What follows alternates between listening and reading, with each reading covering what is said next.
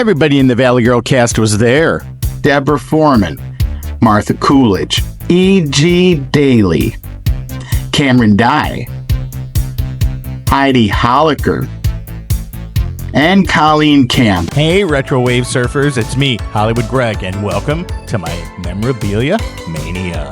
Everybody in 1983 was saying, I want my MTV.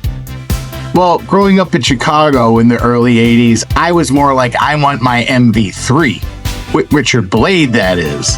Richard Blade was a fantastic DJ out here on K-Rock, and I admired the hell out of him. I was watching his show, getting into the fashion, the fads, and everything that was Hollywood and LA. Stuck in the cold weather of Chicago, I instead wanted to be in board shorts, a goddamn great t-shirt, sipping on some cocktails, and enjoying the sun underneath the shadow of the Hollywood sign.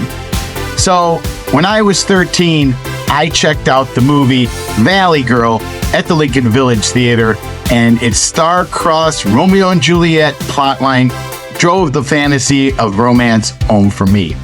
With Nicolas Cage playing Randy the punk rocker from the Hollywood Boulevard side of town, then having a meet-cute at a party in the San Fernando Valley, and meeting the aptly named Julie, who hung out at the Sherman Oaks Galleria, it was love at first sight. Meant to take advantage of the popularity of the cult song Valley Girl by Frank Zappa and his daughter Moon Unit, the film never featured the song due to Zappa and his Barking Pumpkin Records wanting too much money for the rights of its use in the movie. Another fun fact about Valley Girl is that the looker on the movie poster was never actually in the film.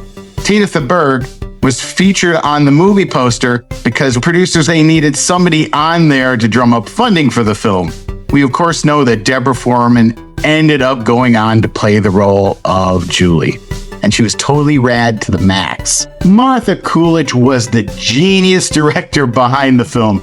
Moving from LA from the East Coast in 1976, she was schooled in filmmaking and storytelling by the great Francis Ford Coppola at his Zoetrope Studios.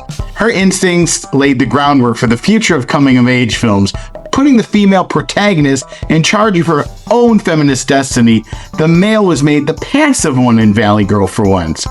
Coolidge trailblazed a path for other female-driven coming-of-age films like 16 Candles and Pretty in Pink by John Hughes, Just One of the Guys, Adventures of Babysitting, and of course, Heathers. The new wave style of the film, fashion, and visual aesthetic is iconic to this day and deeply affected me in the way I dressed. And being a million miles away, I couldn't wait to get out of Chicago. Everybody on MV3 was having a fantastic time with all the new artists. I mean, look at what I was introduced to on the Valley Girl soundtrack. Men at Work, Josie Cotton, the Plimsolls, the Flirt, Modern English Sparks, Psychedelic Furs, Eddie Grant and Felony. I couldn't wait for the 90-degree heat in the winter and to jump into the deep end of the totally tubular pool. Totally. They screened the film in 2003 at the Egyptian for the 20th anniversary. Everybody in the cast was there. Deborah Foreman, Martha Coolidge, E.G. Daly, Cameron Dye, Heidi Holicker, and Colleen Camp. All were in attendance, but Nicolas Cage, for some reason, was a little too cool for school in his action film niche, having a great time filming The Rock, that he just couldn't show up, I guess. Martha led the Q&A for the film and signed my movie poster along with all the rest of the generous cast. I bought the poster at a local Chicago video store for 75 cents back in the day. I think the value has paid off. She was not only surprised that I had held onto the poster for so long, that I'd kept it in such mint condition. She yelled for all the rest of the cast to come over and insisted they sign my poster. How totally awesome. Deborah and Heidi both told me if I didn't get the poster framed, I should just be shot. I had it framed the very next week so I wouldn't get it ruined in any way. It has been prominently featured over my couch proudly, so I could let visitors know that it was the one single film that inspired me to move to LA. Martha's new wave Romeo and Juliet made me believe at the age of 13 that one day I might find the love of my life. And you know what? I did. Darlene, my wife, is my dream valley girl from Silmar, California. Little did I know I had to come all the way to LA and wait almost 40 years to find her.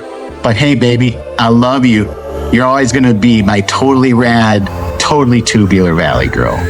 To the max. Hey, want to keep living in the awesome past with me, Hollywood Greg?